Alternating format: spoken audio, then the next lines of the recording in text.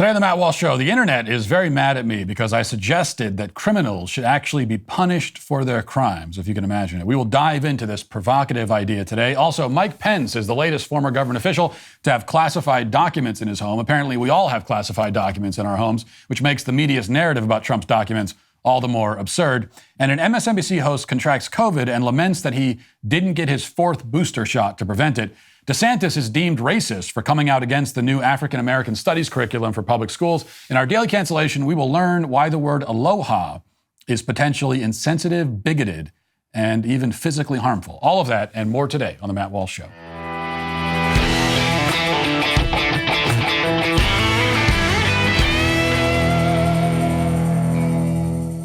What if I told you that you could grow your retirement nest egg without risking it in the stock market? Bank on Yourself is a better way to grow and protect your hard-earned money. This retirement plan alternative has a 160-year-plus track record of positive growth. Bank on Yourself guarantees predictable growth of your hard-earned money with no luck or skill or guesswork required.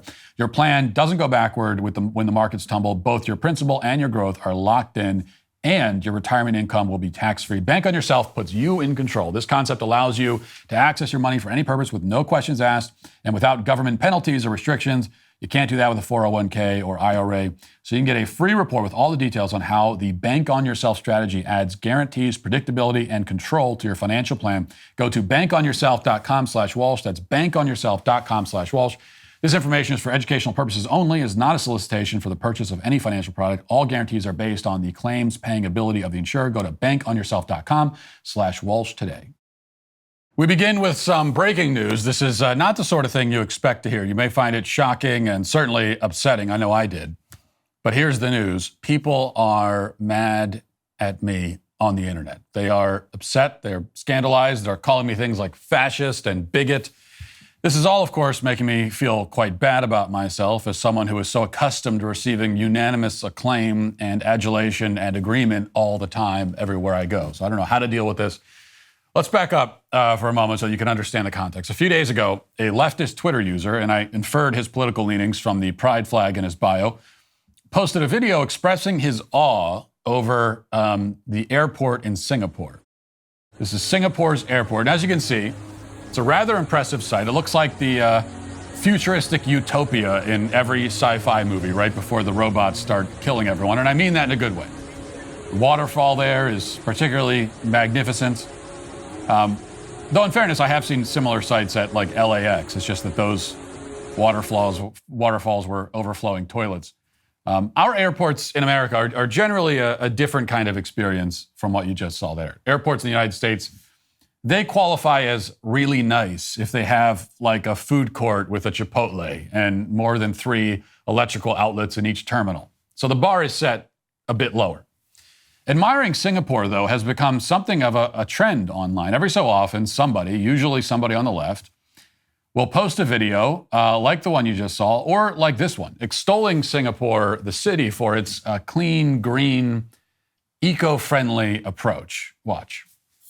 This place creates gardens and parks in the middle of its buildings. That's because in parts of Singapore, you're required to replace the land that you're building on with this same amount of greenery. So the greenery that is lost on the ground is replaced in the sky. Each building must have greenery that's equivalent to at least 100% of the land that it was built on. But some take it to the next level. This building has over 200% greenery for the land that it replaced. This is Park Royal, and it's absolutely crazy how they managed to include greenery throughout the building. You can even go on a garden walk here. But all of this is not just done for a more beautiful look. There is a functional reason as well. See, buildings with more greenery end up using less electricity, produce less waste, and in general have a lower carbon footprint. You also improve the air quality and keep the temperatures cooler. This rooftop is over 50 stories high, and it's pretty much entirely a garden. And the crazy part is that it's completely open to the public. This is a public area. Now, your mileage may vary a bit with the Jumanji aesthetic, where forests are growing inside and on top of all the buildings. The real point is that the city looks bright and clean and safe and not at all like a post-apocalyptic, zombie-infested hellscape, which sets it apart from our cities, which in so many cases look like some sort of horrifying mashup of The Walking Dead and The Wire. Like this, for example, what you see here is Philadelphia. but it could be a random street in nearly any major American city. There's a reason we don't have, very many carefully manicured public parks located on the tops of our buildings, because if we did, there'd be almost immediately, a drug addict passed out on every bench and a homeless guy taking a dump in every bush. The people who look with envious, lustful eyes at Singapore's cleanliness and general lack of fentanyl zombies and random street thugs assaulting pedestrians have every reason to be so covetous when you consider what our cities look like. But there's also a reason why Singapore looks like Singapore and Philadelphia looks like Philadelphia. There are many reasons, actually, and not all of them can or should be emulated. But in the tweet that got me into trouble, I mentioned one major factor that, to my mind, we should adopt. I tweeted this. Singapore is able to have nice things in part because they execute drug dealers by hanging, and they arrest even petty vandals and thieves and beat them with a cane until they bleed. We don't have nice things because we aren't willing to do what is required to maintain them. Now, that tweet has been viewed like 14 million times, and 13.9 million of those views apparently came from people who were deeply offended by it, on the right and left. But offended as they may be, the fact is that Singapore isn't plagued by property crime and violent crime nearly to the extent that our country is. In fact, their crime rates are among the lowest in the world because, in large part, they harshly punish lawbreakers. As mentioned in the tweet, thieves, robbers, vandals, similar malcontents are subject to judicial caning. Drug offenders can be given the same treatment. And it's meted out to more serious criminals like rapists and people convicted of kidnapping. Often the corporal punishment will be paired with a prison sentence, which, depending on the crime, can be quite lengthy. We've heard a little bit, actually, about this punishment in Singapore and the methods that are used from Westerners who have made the mistake of committing the crimes in Singapore that everyone knows you aren't supposed to commit in Singapore. For instance, a couple of years ago, the British media reported with great alarm about the story of a British national who got caught dealing drugs in Singapore, which again, everybody, even people who don't live in Singapore, knows that Singapore is the last place where you go to deal drugs. That's what he did, and he received 20 years in prison to go along with a caning that was so severe that he couldn't sit down afterwards. He had trouble controlling his bowels because of how badly he was beaten.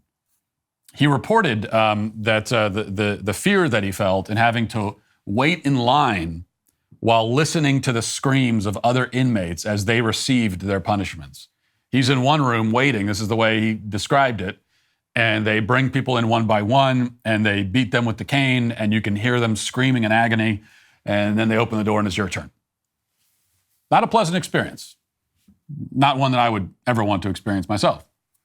But he got off easy compared to other drug offenders, because if in Singapore you're caught with drugs over a certain amount, and it doesn't have to be all that much, 15 grams of heroin, 30 grams of cocaine, for example, you are automatically charged with trafficking, drug trafficking. It's automatically assumed that you have that because you want to traffic drugs. And in Singapore, they simply do not tolerate drug trafficking at all. So if you're convicted of drug trafficking, you are automatically executed. It is a mandatory sentence. And they will dole out this most severe of punishments for, a number of crimes, not just drug trafficking. Of course, murder, terrorism, kidnapping can also warrant that, and other serious crimes as well. And the executions are carried out usually swiftly. Death row inmates are given 4 days notice, not 4 decades, 4 days notice before they're taken out, usually at dawn, and they are dispatched by hanging. Now, it's often said that studies prove that death penalty and other harsh punishments are not effective deterrents. That's what we hear all the time in this country. Studies have proven it doesn't deter anything. Well, it seems to be working pretty well in Singapore, which in Singapore, they can make it through entire days. Okay, in fact, dozens of days in a year without any reported crimes at all. As a CNBC report marveled over a few years ago, Singapore is so safe that many stores don't have locks. They don't lock their doors at night, and sometimes they don't even have doors or locks to begin with. If capital punishment lacks a deterrent element in our country, it's obviously because we hardly ever use it. It's not capital punishment itself that doesn't deter crime. It is the way that we go about it that lessens its deterrence factor. There have only been something like 1,500 total executions in our entire country since the mid-1970s. And that number is decreasing all the time. It's like a small handful of people across the entire country are executed in any given year.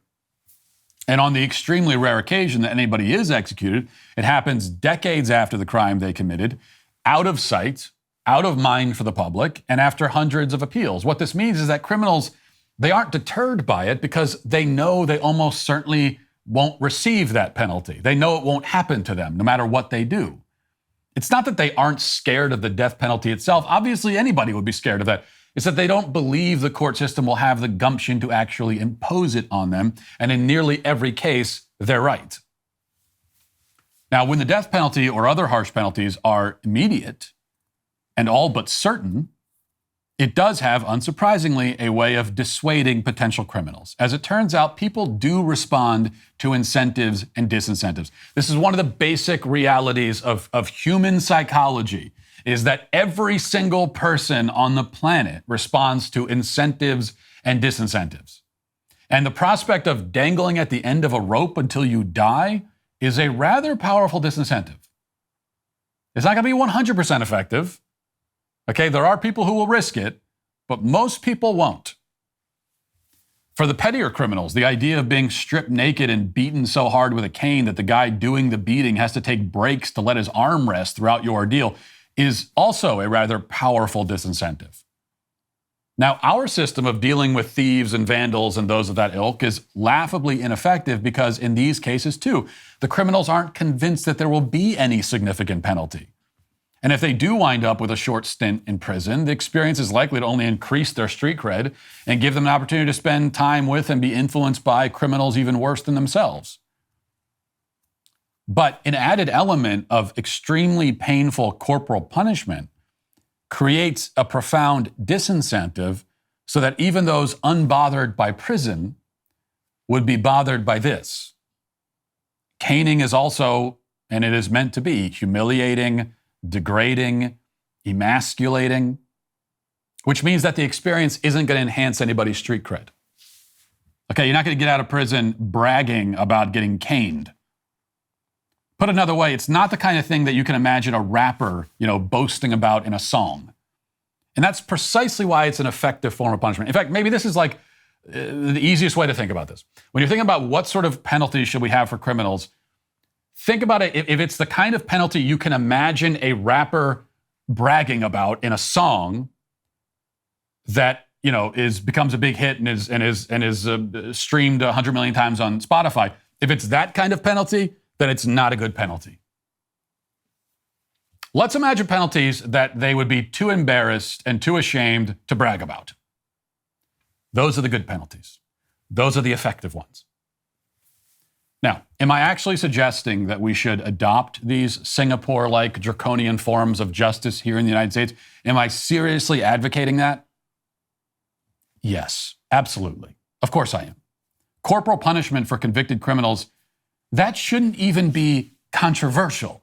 Okay, that's actually obviously the correct thing to do. Both obvious and effective and just. Those who cause damage to another person's body or livelihood or property should be made to experience the sort of physical suffering that might help them appreciate the seriousness of their crimes. Our current system is not impressing anyone with the seriousness of their crimes. That's what the punishment is supposed to do. We have it in our heads that, all forms of physical punishment are automatically cruel and unusual. I've heard this over and over again in response to this argument. Well, it's cruel and unusual punishment, as if it's just self-evident. You can't simply assert that it's cruel and unusual to impose the death penalty or corporal punishment. You have to explain why. You could call it cruel and unusual. In what sense is it either of those things? I mean, these punishments certainly aren't unusual. On the contrary, they are probably the most usual sort of punishment imaginable from a historical perspective.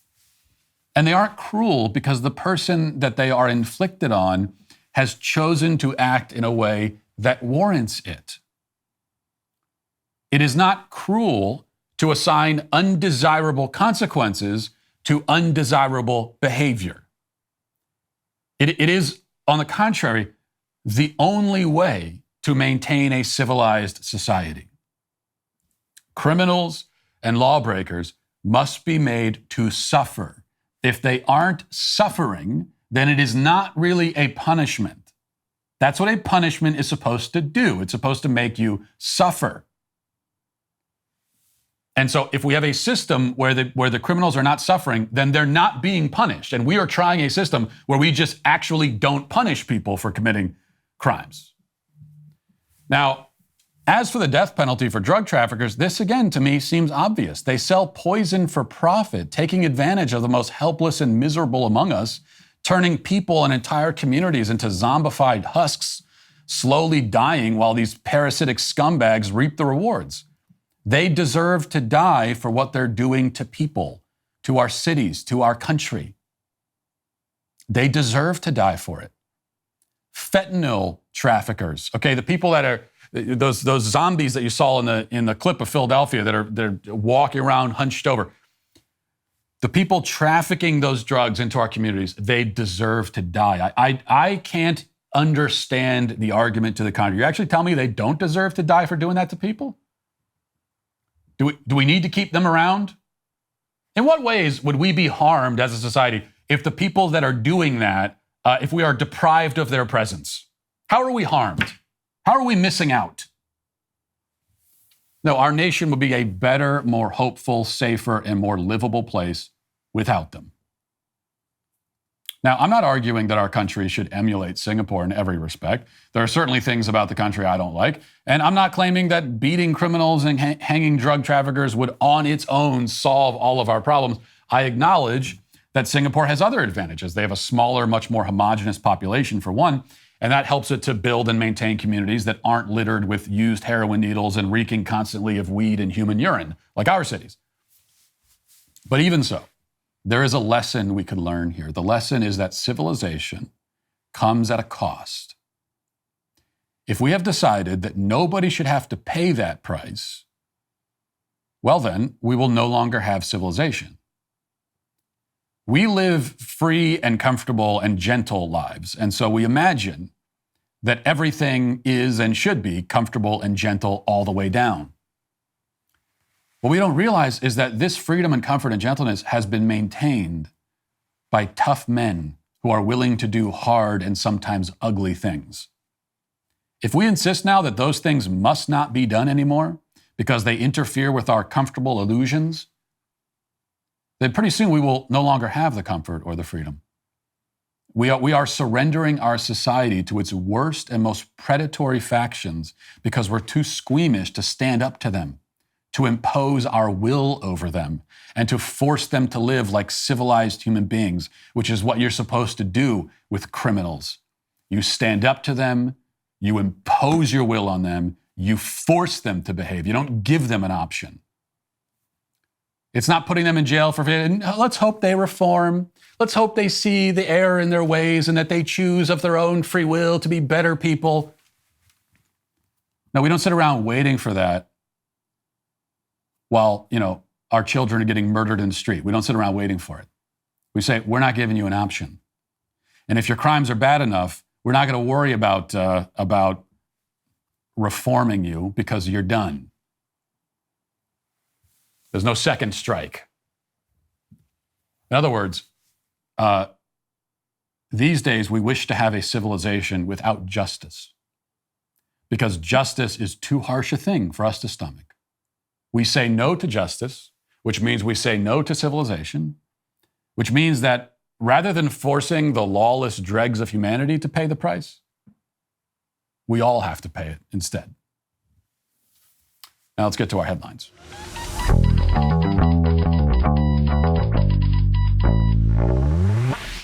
Brief programming note. Some of you have noticed that episode 1097 of this show, where I discuss the gender surgeons who want to implant uteruses in men, is now missing from our YouTube channel. And that's because, as we found out last night, YouTube deleted the episode, having decided that comments I made during that discussion were in violation of their hate speech policies. And I have to say, to begin with, in a sense, they're right. I do hate what is being done by these Frankenstein surgeons and these new age Nazi scientists who are conducting horrifying human experiments. I hate what they're doing to people. That's for sure. I absolutely hate it. We all should. It was a speech expressing hatred of those practices, which, of course, I also don't even remotely come close to apologizing for, needless to say. But YouTube took it down, which means that if you want to watch the full episode and hear all of my hateful thoughts, then you need to go to dailywire.com, and it's all still there in its hateful glory. All right. Fox has this report. Former Vice President Mike Pence informed Congress on Tuesday that he discovered documents bearing classified markings from his time as vice president in his home in Indiana on January 16th. Following the revelations, the classified documents from President Joe Biden's tenure as vice president were found at the Penn Biden Center think tank in Wilmington, Delaware. Wilmington, Delaware. Pence's team conducted searches of Pence's Indiana home and the office of his political advocacy group, Advancing American Freedom. According to his team, Pence informed the National Archives on January 18th that a small number of potential classified documents were found in 2 small boxes. Another 2 boxes contained copies of vice presidential papers. The National Archives then informed the FBI per standard procedure. All right. So, I mean, at this point, like, I feel like I need to go home and make sure that I don't have classified documents. I guess we all have them. And if I do have them, I would immediately return them. Unless Putin offers a high price for them, obviously, and that would change things. This does just go to show. I mean, at this point, it's a farce now. Like, it's like everybody has them. I'm quite certain that if they were to do a check of Obama's residence, which they would never do, they'd find plenty of classified documents as well. Apparently, this is something that people do. I didn't know that, but evidently, it's what happens. And it goes to show, of course, that the Trump classified document story was always ridiculous. Not because it wasn't true. This thing we have to remember about the fake news media is that, yeah, sometimes they invent stories out of whole cloth, and they've certainly done that with Trump. And sometimes that's what they do, but usually that's not how the fake news works. Usually the fake news, it's in the details they're ignoring. It's like what they're saying might be sort of accurate, but it's meant to give a misleading impression because of the details they leave out, or because of the things that they choose to emphasize, or because of they take a story and try to blow it up and make it a huge deal, while other stories they ignore. It's like that's slightly more subtle in how the fake news operates. And in this case, was it true that Trump had classified documents in his home? Yeah, that seems to be true. What's not true is that it's some sort of earth-shattering, enormous deal that we all need to be really worried about, and that it indicates that Trump was up to something deeply nefarious, and that he was trying to sell the documents to Putin or whatever. That's the part that was obviously from the beginning absurd. And there's no excuse to be misled on this sort of thing anymore. Your BS detector should be refined enough to pick up on this stuff. As I said, I had no idea that, I'm not terribly shocked by it, but I didn't know that this is something that presidents and vice presidents apparently do, where they end up with classified documents in their home. I didn't know that until this thing happened with Trump. But as soon as I found out about it, even though I had just found out about it, it still was apparent to me that, well, this doesn't seem like a big deal. The only way that this is a big deal is if he did have some sort of intention to sell the classified information on the black market. That's what would make it a huge deal. But he just wasn't going to do that. That's not what this was. Because we live in reality, not a movie. This is not Jack Ryan or something. This is reality. And now that's all become, I think, hopefully obvious to everyone. And the left, they can't deny it either, because now they know. now it's happened with Biden. And they also know that if they were to dig deeper, which they're not going to do, that they're going to find classified documents in everybody's home. Everyone in D.C., apparently. They just, they take it's like a parting gift. I don't know, when you leave, they give you a little goodie bag. They give you some classified documents you can bring home with you, keepsakes. Something to reminisce with, I suppose. All right, Joe Scarborough on MSNBC contracted COVID, and when he came back to work, this was yesterday, he expressed regret that he hadn't gotten his 4th booster shot to prevent the COVID infection. He was disappointed in himself that he didn't get his 4th shot, and that's why he ended up getting COVID. Because the first 3 didn't do it. And the first 3 didn't do it, and what does that mean? It means you keep getting more of them. Which is pretty funny, and people were laughing about it, which prompted Joe Scarborough, when he came back, to respond to their mockery of him, and his response is also funny. Let's watch that.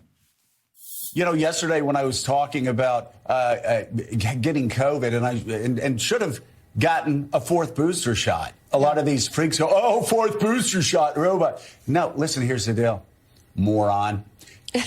If you get a flu shot, what do? Do you go to the doctor, oh my God, you want me to have a 50th flu shot? No, you get a flu shot every year. Right. And as we're finding out with this pandemic, well, it lasts 6 months, maybe a year. So yes, put on your big boy pants, put on your big girl pants. And if you want to be healthy, I don't care if you don't, that's your business. Smoke cigarettes, do whatever you want to do. Stay up all night, don't sleep, that's fine. Be unhealthy, your choice. My concern here, though, and let me bring in Reverend Sharpton, because we've talked about this.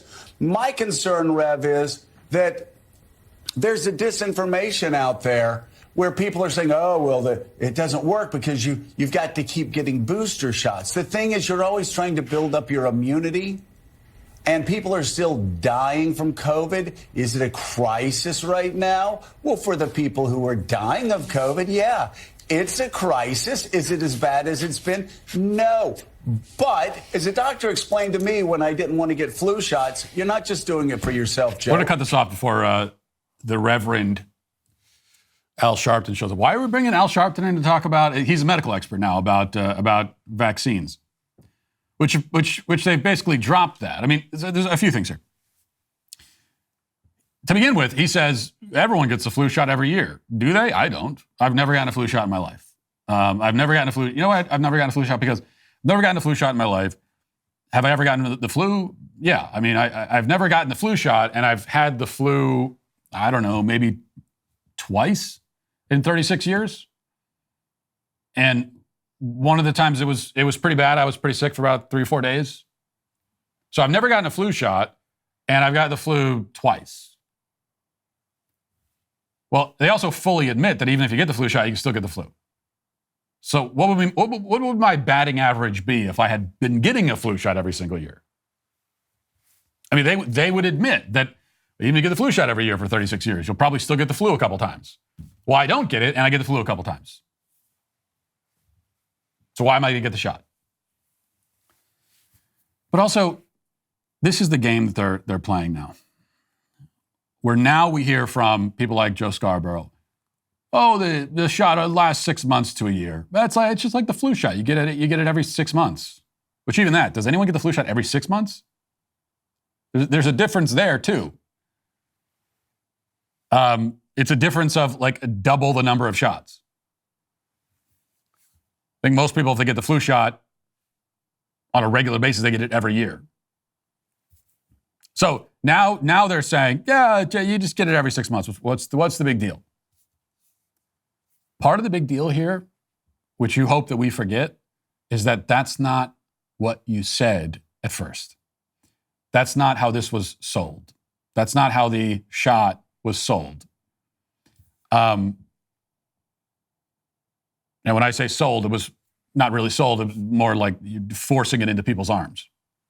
Which is the other part of this, because he also says, well, it's your choice if you want to live an unhealthy life. That's not what you were saying 2 years ago. No, that's what we were saying 2 years ago. That's what those of us who don't believe in, forcing chemicals in people's bodies if they don't want it. That's what we were saying. We were saying, however you feel about the vaccine, it should be your choice. So if you're a pro-vaccine person and you think that it's really unhealthy to not get the vaccine, you're allowed to think that. So your answer should be, well, if you want to live an unhealthy life, then that's your choice. Now they've adopted that attitude. Do what you want. It's your choice. That's not what they were saying before. And they certainly were not saying, yeah, this will be just like the flu shot, and or actually even less effective than the flu shot, because this one you have to get every 6 months for your entire life. So if you live 60 more years, you're going to get this, the COVID, quote unquote, vaccine 120 times. That is not what they were saying. That's what they're saying now, and hoping we don't remember what they actually said. I want you to hear this exchange between a reporter and a Karen Jean-Pierre. And this is a wonderful clip because between the two of them, they may be setting the record for, I don't know, lowest collective IQ. But let's listen to this together. Just a follow-up quick, still on gun violence. We have spoke, like between me and some friends, that in this country, and this, I'm making this point because we need to remind people that America is the only country on earth that people die by gun without even being in war. Because I'm giving this example because in Africa there is countries in war, but people doesn't even have access to gun. It's very hard because the government and everybody is very conscious that the guns can cause a lot of destruction. But in this country, it's very normal for everybody to have access to gun, and this needs to be controlled. But what can people like me, common people, what can we do to help control gun? All right, let's pause it there for a second. Pause it 1 second before we get to Karen Jeep. I want to hear her answer because she's a very eloquent and articulate person. She always has insightful things to say. So I really want to give her a chance to answer that. But here's what her answer should be to what you just heard. Her answer should be, that's the dumbest thing I've ever heard in my life. How did you get in this building? What are you doing here? What? She claims, the reporter there is not from this country, claims that America is the only country in the world where people die by gun violence that is not, when it's not in the context of a war. It's just simply not close to true. It's especially not true in Africa, but it's not true anywhere on God's green earth. Is that what Karen Jean-Pierre will say? Well, we'll find out. Well, look, what I can speak to, there are many ways that people can get involved in dealing with the gun violence that we're seeing here. I'm not going to make any suggestions, but there are ways that folks can go out there and participate in a way that's healthy, in the way that actually helps deal with a real issue. What I can speak to is what the president has done. What I can speak to is what the president believes. What I can speak to is the president's record on this, which is, you can see for yourself as a senator, this last 2 years as president and the executive actions that he's taken. He signed a bipartisan piece of legislation, as I just mentioned moments ago. It's great. She's great. She's great because she's so terrible at this, you know. And I know, and I don't blame her for the fact that she can't answer any of the questions. She just has to obfuscate all the time. I don't blame her for that. That's what White House press secretaries do. That is their job. Their job is to never answer a question. But there's a skill. There's actually a talent. There's a talent involved in being a really good BS artist and being asked a question and giving something that sounds like an answer but isn't. She does not have that skill. It is so obvious when she is.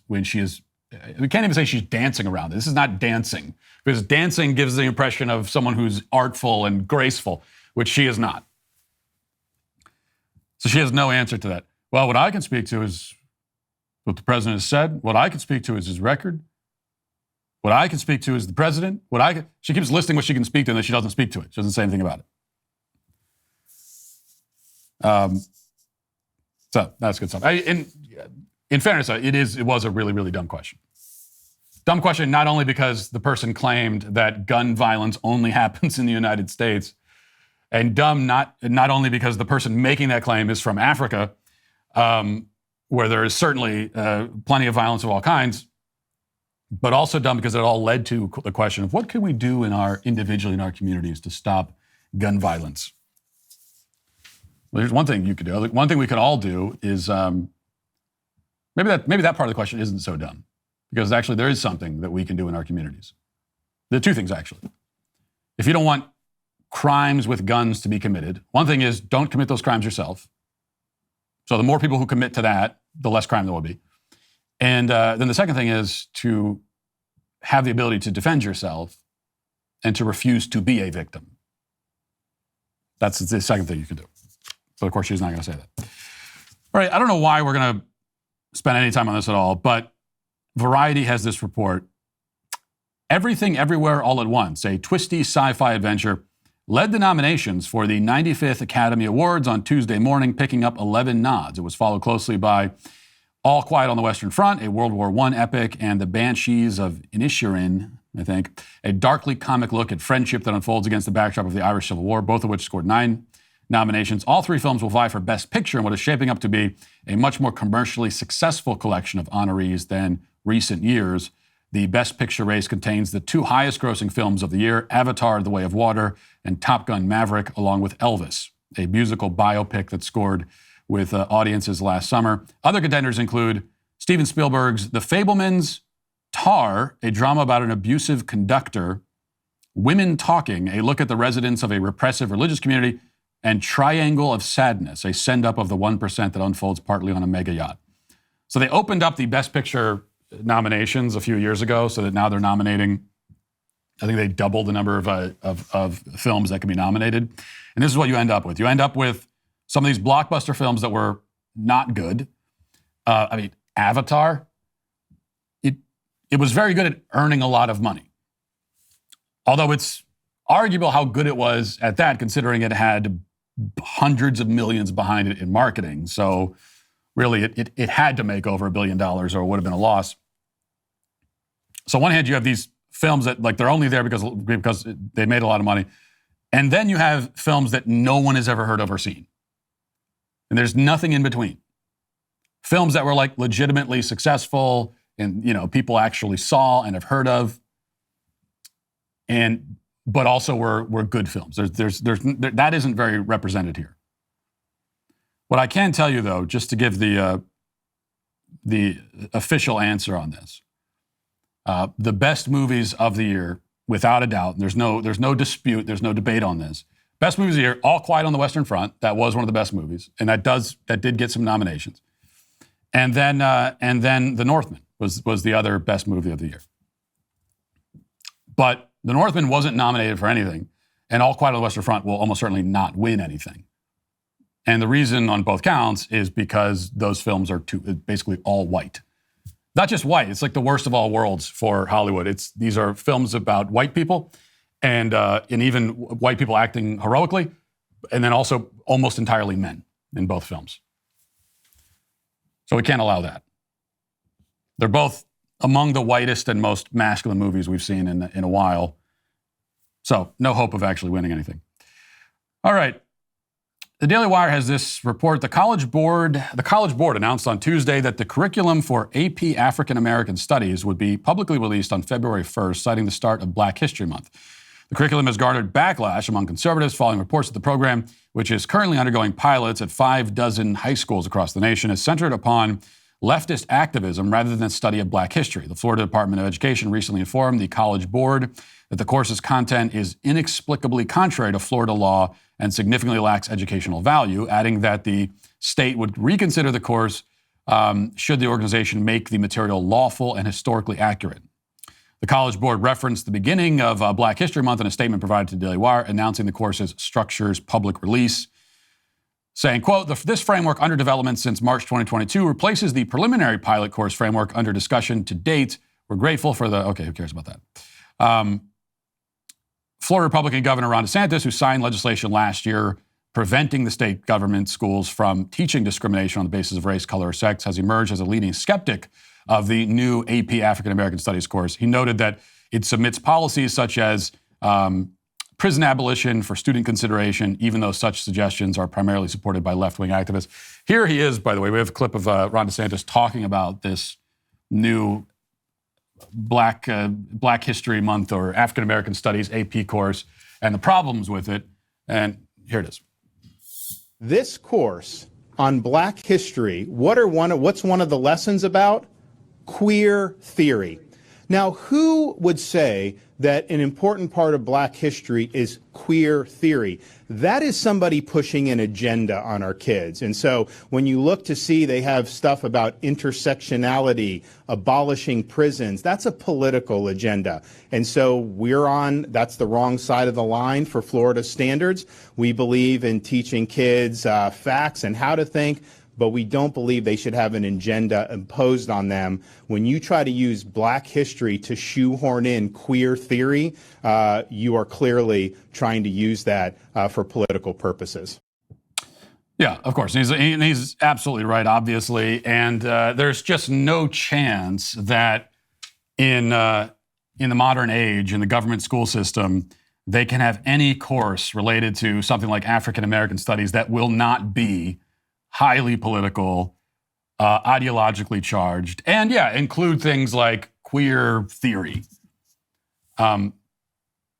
because that's going to be shoehorned into anything where the left is involved.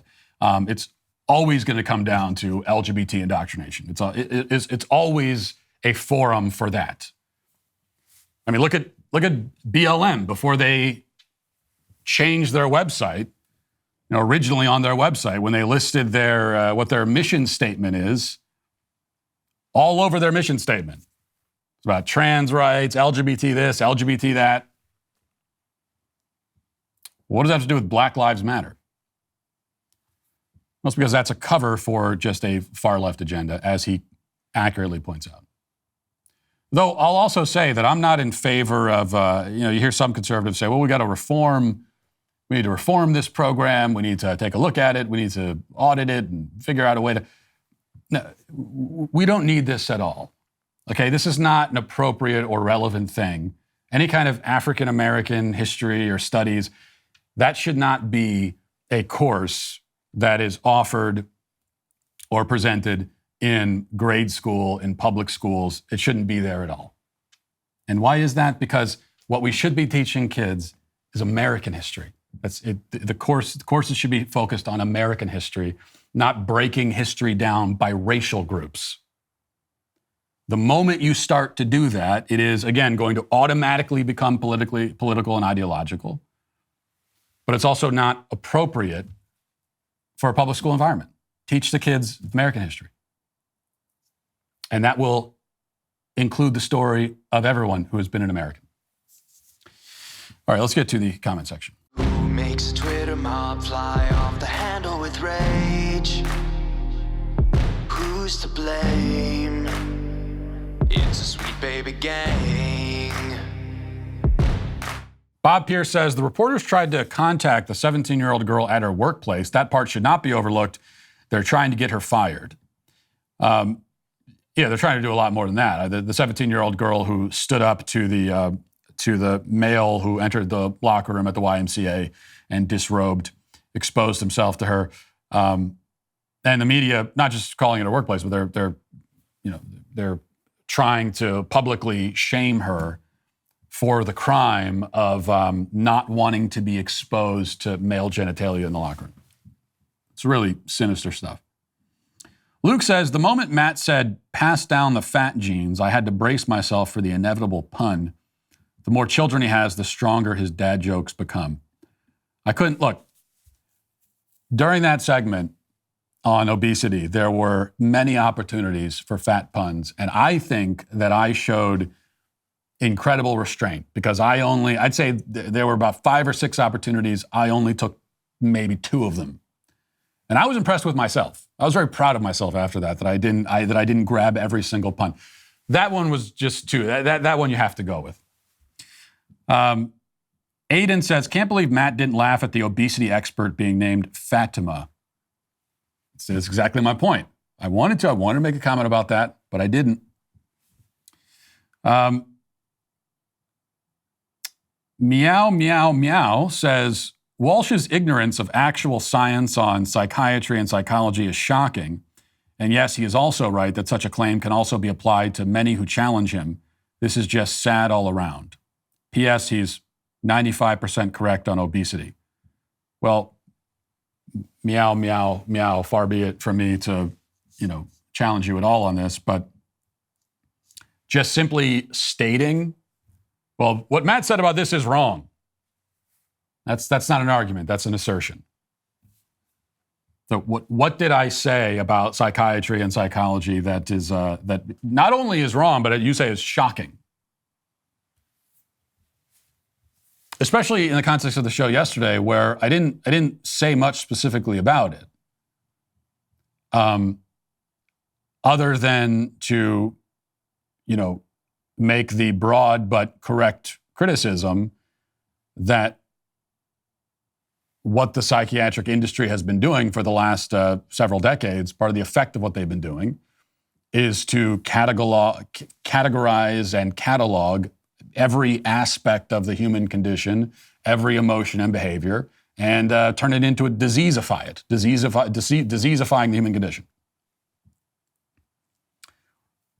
And I base that not on just like my assumption or some vague feeling, but you can read what they have in the DSM. You can look at the fact that they've had 5 revisions to the DSM, and every single time they add more things to it, which should already make you skeptical, that every time they keep adding to it, are they really discovering? Is that really what's happening? Are they every year you just discover new mental illnesses that nobody knew about before?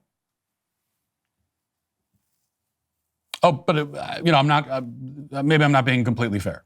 They don't just add to the DSM, right? Sometimes they take things out, but they take things out in response to political pressure. And when they take things out, they very rarely can give any kind of scientific reason why they took it out. They just took it out because people were upset.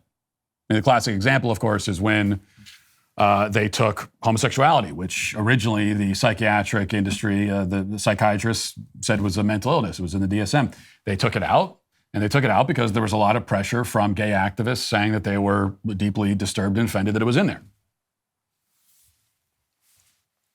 They've also made changes to the way that gender dysphoria is categorized and certainly how it's treated in response to political pressure. This is not ignorance. This is just exactly what they've done. I'm sorry to say. This month, we're celebrating the anniversary of one of the greatest moments in Daily Wire history. After months of us leading the legal battle against the federal government and a national do not comply campaign, the Supreme Court ruled in our favor and blocked the Biden administration's outrageous vaccine mandate. This mandate would have set a dangerous precedent, giving the unelected OSHA power over the personal medical decisions of American citizens. The Supreme Court recognized this power grab, and they made the right decision. And we are so proud to have led the charge in this fight, but we could not have done it without you. Thousands of you joined the Daily Wire, and over 1 million Americans signed our petition against the mandates. To celebrate, we're offering 40% off on our annual memberships with the code Do Not Comply. And this is why it's so important that if you're not a member of the Daily Wire, you consider becoming a member, because this is how we fight. And we're in the fight together. So to celebrate one of the greatest moments in Daily Wire history with 40% off on your annual membership, you can do that right now, but you've got to go to dailywire.com/subscribe and join the winning team as we continue to crush the left. Remember, do not comply for 40% off. Do not comply. Let's get to our daily cancellation.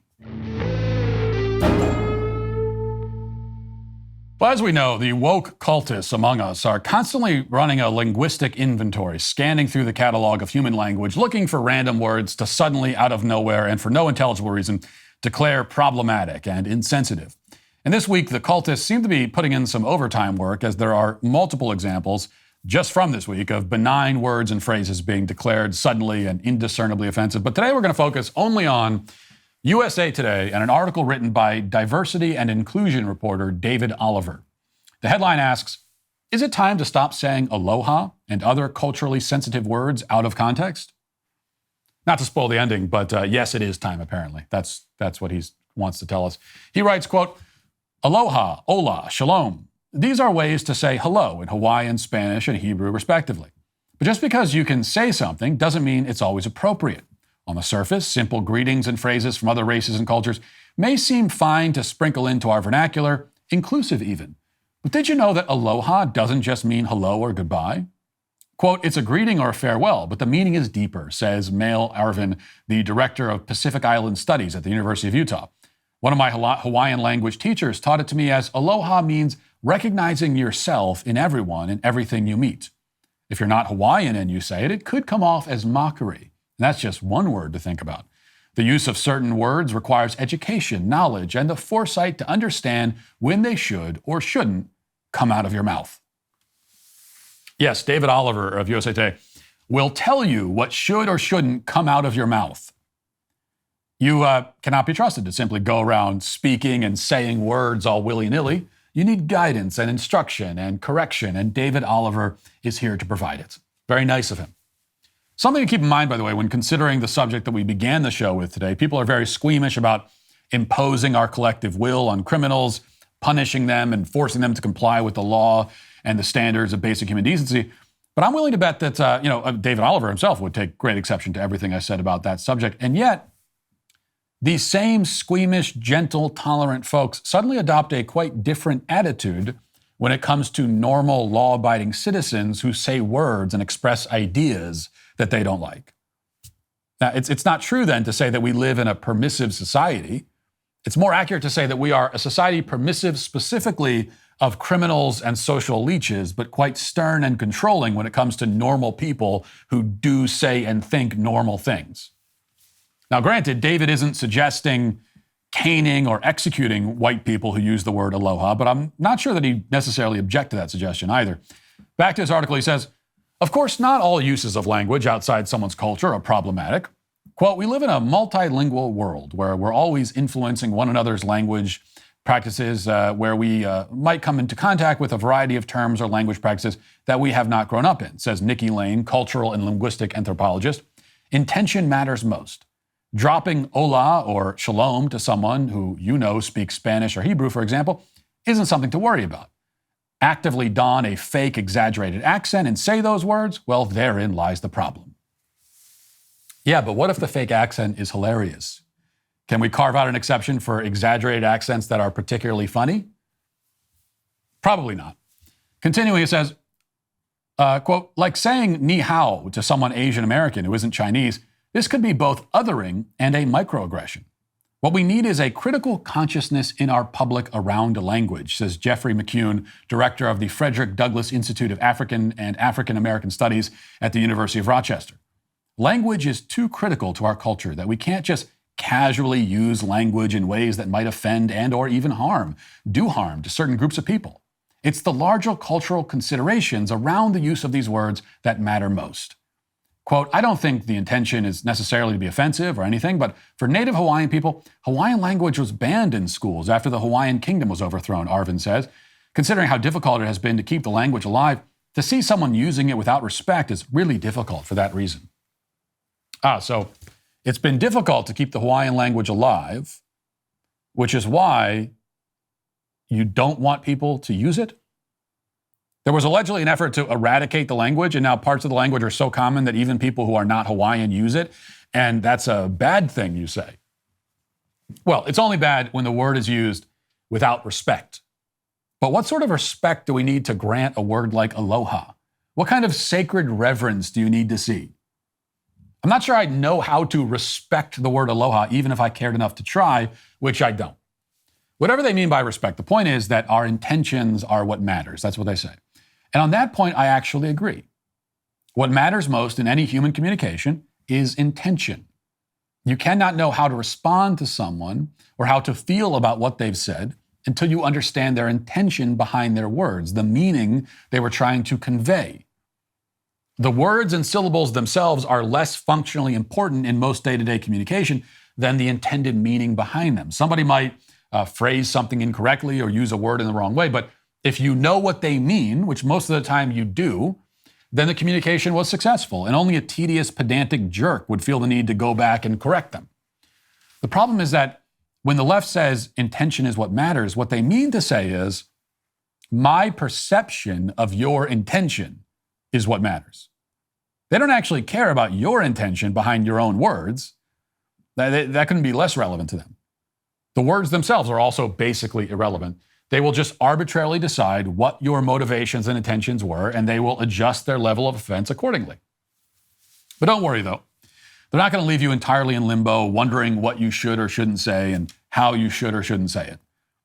They won't leave me in that limbo because I simply don't care at all about their language rules, and I'm not waiting for their permission to say anything. But if you are concerned about the rules and if you are determined to follow them, well, our white knight friend, David Oliver, concludes his article with some very helpful tips. Here they are. Quote, these action items will help keep your language in check.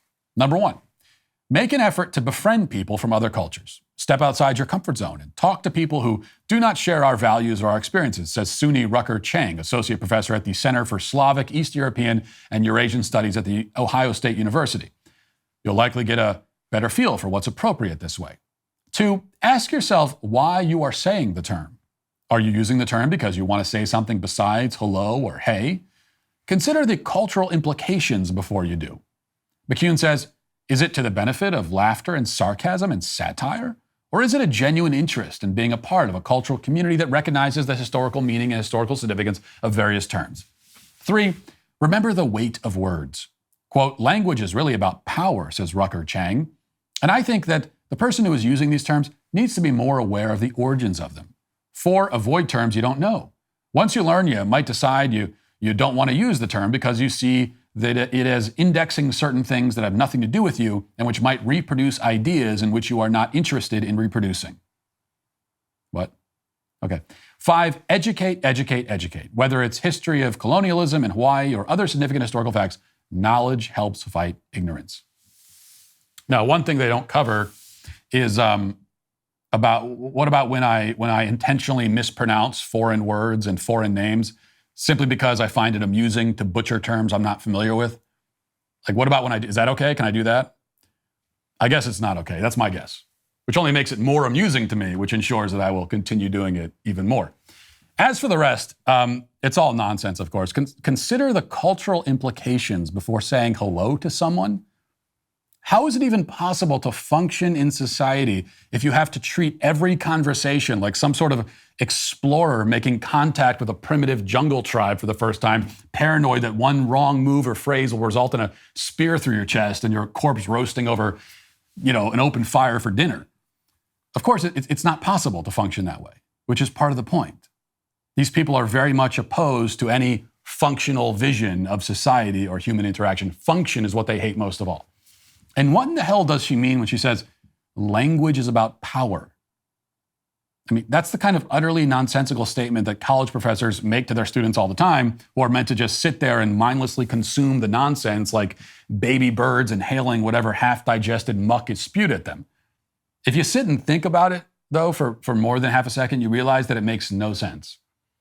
And it makes no sense in the most cynical and hideous way imaginable, because she is casting ordinary communication, polite greetings between people, as power struggles. When you say hello to someone, it's a power struggle. You are exercising power over them by saying hi. She suggests that people ought to bring their ancestral resentments and blood feuds into every exchange, seeing even a statement like hello as an effort to colonize and enslave them. As always, then, we find that what appears to be merely stupid on the surface turns out to be still very stupid, of course, but even more insidious and hideous than it first appeared. And this is ultimately why, to David Oliver and Sunnie Rucker-Chang and anyone else associated with this article, we must say to all of them, aloha, and you're canceled. That'll do it for this portion of the show. As we move over to the members block, hope to see you there. If not, talk to you tomorrow. Godspeed.